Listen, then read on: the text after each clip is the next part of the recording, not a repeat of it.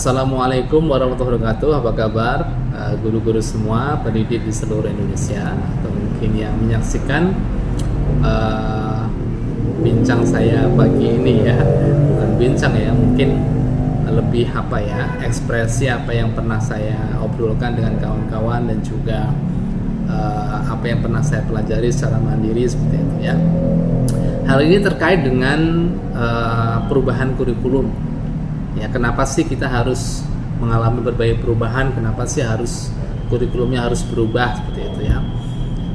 Kayaknya kok kurikulum ini berubah sesuai dengan perkembangan politik gitu ya. Ini yang sebenarnya muncul terus menerus. Kenapa setiap pergantian kekuasaan atau mungkin pergantian pemerintah itu selalu berubah kurikulumnya ya? Itu kesan yang memang selama ini kita bangun. Nah, sebelum saya menginjak atau mungkin menitik pada pembahasan yang mungkin lebih esensial tentang hal ini dan yang mendasari perubahan ini, sebelumnya saya berpikir saya analogikan seperti ini. Ketika saya mudik misalnya, mudik ke Jawa misalnya gitu ya. Nah, saya punya langganan yang namanya rumah makan ya. Di tahun pertama saya mudik, di rumah makan itu mungkin menunya ada nasi goreng, di situ ada pecel lele ya. Dan beberapa tahun lagi saya mudik ke sana lagi, ternyata rumah makannya itu berubah, sudah besar, sudah berkembang gitu. Dan menunya itu berubah lagi di sana, sudah berkembang lagi menjadi menu-menu yang sangat kaya. Ya, sebelumnya nasi goreng saya menikmati enak sekali itu ya. Dan pecel lelenya juga enak. Setelah beberapa tahun lagi saya mudik di sana, saya mampir lagi di sana, ada menu lagi rendang gitu ya. Dan kebetulan juga enak juga saya menikmatinya karena memang sebelumnya saya sudah menikmati nasi goreng dan pecel lele gitu ya. Dan hari itu saya ke sana tidak menikmatinya lagi, saya menikmati menu baru ya. Enak juga. Nah, beberapa tahun lagi ke sana ternyata juga makin berkembang, parkirnya juga makin luas gitu ya. Karena memang mungkin saking enaknya banyak supir-supir bus atau mungkin mobil-mobil pribadi ke sana untuk menikmati lezatnya itu ya, lezatnya menu yang di rumah makan itu. Menunya berubah lagi, makin banyak lagi dan makin ramai seperti itu. Nah, sebelum saya menerima pengetahuan tentang kenapa sih kurikulum itu berubah, saya analogikan seperti itu, bahwa setiap perubahan itu saya selalu menikmati menu yang diberikan ya. Misalnya kurikulum ini berubah, saya menikmatinya, saya meresapi apa yang diberikan oleh pemerintah gitu ya. Dan enak, bagus, dampaknya juga bagus gitu ya. Beberapa tahun lagi diganti lagi, dan saya menikmati lagi dengan sungguh-sungguh gitu ya.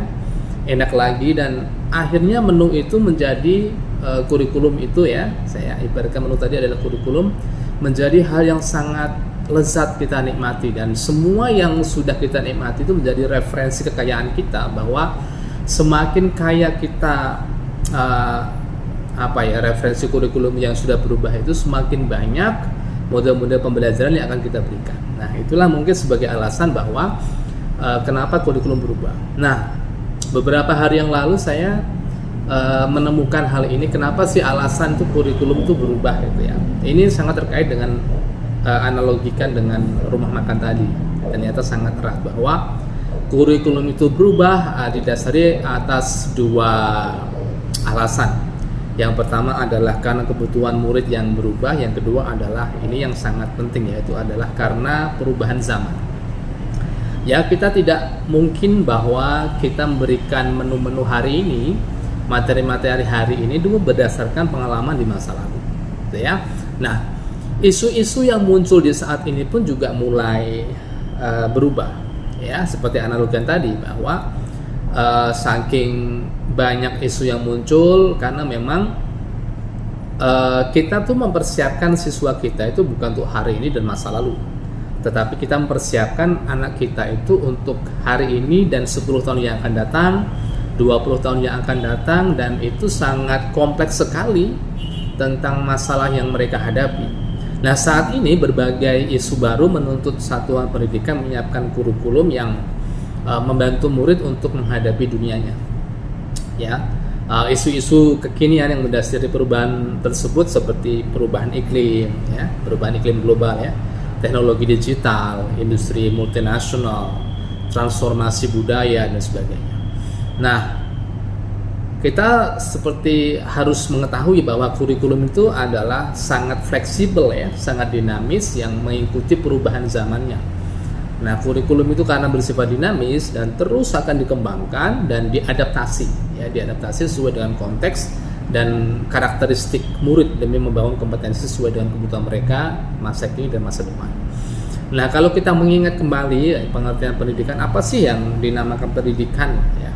Nah, kita merujuk kembali nih Bapak Pendidikan Nasional kita, yaitu Ki Hajar Dewantoro, tentang maksud pendidikan, yaitu menuntun segala kodrat yang ada pada diri anak agar mereka dapat mencapai keselamatan, kebahagiaan yang setinggi-tingginya, baik sebagai manusia atau sebagai anggota masyarakat. Nah, maka demi menuntun kodrat-kodrat murid kita, pembelajaran dan kurikulum yang harus kita selenggarakan juga harus menyesuaikan dengan kebutuhan mereka. Ya, kebutuhan mereka itu bukan pengalaman kita di masa lalu, tetapi kebutuhan mereka adalah hari ini tuh apa sih? Ya, seperti isu-isu yang kita berikan tadi, bahwa hari ini masalahnya adalah teknologi, tentang pemanasan global, dan itulah yang akan kita persiapkan untuk beberapa tahun yang akan datang. Nah, sebagai guru kita juga harus mengikuti nih dan memahami tren kehidupan murid-murid kita yang tergolong generasi Z dan Alpha, ya. Nah, berbagai penelitian menyampaikan bahwa mereka itu sulit sekali terpisah dengan media sosial.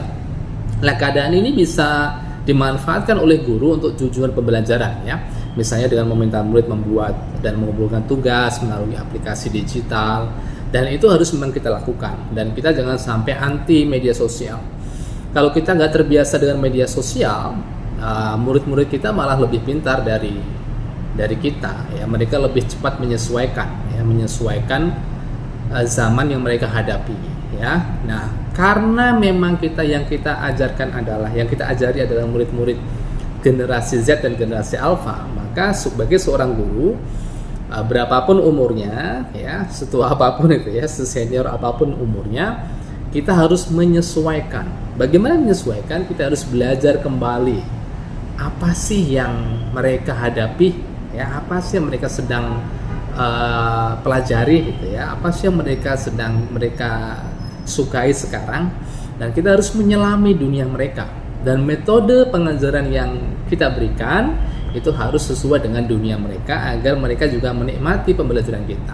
Untuk itulah sebagai dasar-dasar kenapa kurikulum itu berubah, ya, yaitu menyesuaikan kebutuhan murid yang pertama, yang kedua adalah menyesuaikan perkembangan zaman. Kita tahu deh, ya, kita menilik ke beberapa tahun yang lalu, kira-kira di tahun 2002, ya, 2002 sampai 2006 atau 2008, ya, itu kita masih menyimpan disket, ya, disket. Jadi kalau kita membuat file itu menyimpannya lewat disket, dan itu kita bawa ke disket yang besar itu, kita bawa ke sana kemari untuk kita ketik ulang dan sebagainya, kita edit, ya. Nah, sekarang perkembangannya sangat luas sekali, sangat cepat sekali, bahkan ada flash disk sekarang pun bisa dipindah di flash disk, dan sekarang sudah berkembang kembali bisa disimpan di HP, ya, HP pun juga sangat cepat, gitu. Kalau kita tidak mengikuti hal itu, pembelajaran kita akan kuno, ya, old fashion. Nah, bagaimana sih pembelajaran kita bisa kaitkan dengan hobi mereka yang tidak terlepas dari media sosial, ya? Kita tahu deh sekarang lagi tren tuh misalnya adalah TikTok, gitu, ya. Nah, TikTok itu kita bisa masukkan tren itu kepada media pembelajaran yang akan kita berikan di mata pelajaran kita. Misalnya project, ya, berbasis project misalnya, itu kita bisa masukkan di TikTok, bisa di YouTube, dan itu anak-anak sangat suka sekali. Oh, ternyata guru kita juga update, gitu, ya. Project-project juga mereka kaitkan dengan apa hobi kita, jadi tidak terasa kaku, ya. Kalau old fashion kan mungkin mengumpulkan tugas lewat kertas, ya. Sekarang paperless pun juga sudah menjadi style, ya. Jadi tidak menggunakan kertas-kertas lagi, ya, karena memang isu-isu pemanasan global dan lingkungan itu sudah mulai mencuat, dan kita harus menyesuaikan hal itu. Ada sebuah pepatah mengatakan seperti ini. it takes a village to raise a child. Jadi dibutuhkan seluruh penduduk untuk mendidik satu anak.